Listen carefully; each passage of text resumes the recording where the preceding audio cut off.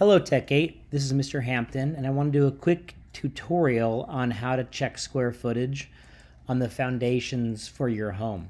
As you know, this week you'll be working on pouring your foundation for your 2,000 to 2,500 square foot home. So the very first step you're going to have to do is click on your icon for drawing your rectangular base.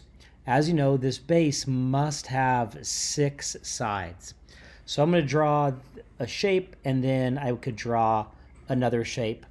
This is going to be a 6-sided object. I'll erase this mid-stroke line here so we don't have to use that anymore.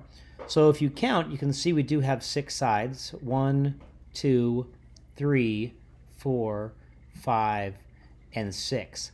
I want to check my square footage to make sure it's appropriate before I start raising the walls on this house. So to check my square footage, I'm just going to use my selection tool that you see me have active with my arrow right now.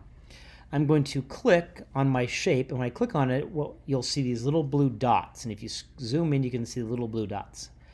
At this point, I'm going to right-click on my mouse and select Area and Selection.